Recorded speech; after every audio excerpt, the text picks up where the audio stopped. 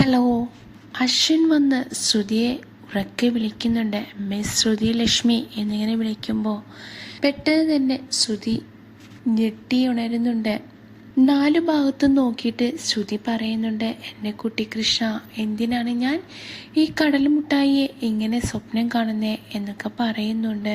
പെട്ടെന്ന് തന്നെ സമയം നോക്കുമ്പോൾ ശ്രുതിക്ക് ഓഫീസിൽ പോകാനുള്ള ടൈമായി എന്നുള്ള ഓർത്ത് ശ്രുതി ഓടിപ്പോയി കുളിച്ച് റെഡിയാകാൻ നോക്കുമ്പോൾ അമ്മായി തടയുകയാണ്.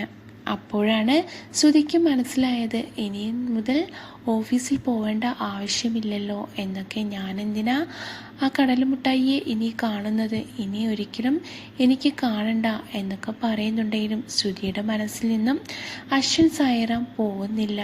ഓഫീസിലെ കാര്യങ്ങൾ ഓരോന്നായി ചെക്ക് ചെയ്ത് അശ്വിൻ അവിടെ നിന്ന് ഇരിക്കുമ്പോഴാണ് ലാപ്ടോപ്പ് എടുത്ത് നോക്കുമ്പോൾ ശ്രുതിയുടെ ആ മോഡലിംഗ് ഫോട്ടോ കാണുന്നത്.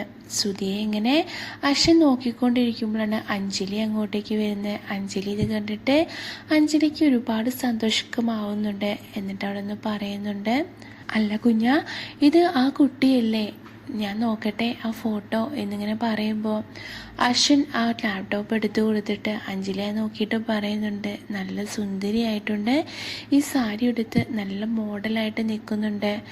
ഈ കുട്ടി നമ്മുടെ കമ്പനിക്ക് വേണ്ടിയിട്ട് മോഡലായിട്ട് നിന്നിട്ടുണ്ടോ കുഞ്ഞ എന്നിങ്ങനെ ചോദിക്കുന്നുണ്ട്.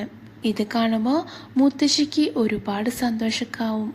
അവൻ്റെ മനസ്സ് മാറി തുടങ്ങിയല്ലോ മോളെ, പെൺകുട്ടികളുടെ ഫോട്ടോ നോക്കിയിരിക്കുന്നുണ്ടല്ലോ എന്നൊക്കെ മുത്തശ്ശി പറയും എന്നൊക്കെ പറയുമ്പോൾ അശ്വിൻ ആ ലാപ്ടോപ്പ് വാങ്ങിയിട്ട് പറയുന്നുണ്ട്, ഒന്ന് പോ ചേച്ചി, ഞാൻ എൻ്റെ കമ്പനി ആവശ്യത്തിന് വേണ്ടിയിട്ട് ആ ഫോട്ടോ നോക്കിയതാ എന്നിങ്ങനെ പറയുമ്പോൾ അഞ്ജലി പറയുന്നുണ്ട്, ഇങ്ങനെ സാരി ഉടുത്തിട്ട് നമുക്ക് ലാവണ്യയോട് മുത്തശ്ശിയുടെ അടുത്തേക്ക് വരാൻ പറഞ്ഞാലോ എന്നിങ്ങനെ പറയുമ്പോൾ അശ്വൻ പറയുന്നുണ്ട്, ഒന്ന് പോ ചേച്ചി, ആ കാര്യങ്ങളൊന്നും സംസാരിക്കാൻ എനിക്കിപ്പോൾ നേരമില്ല, എനിക്ക് ബിസിയാണ് എന്നിങ്ങനെ പറയുകയാണ്.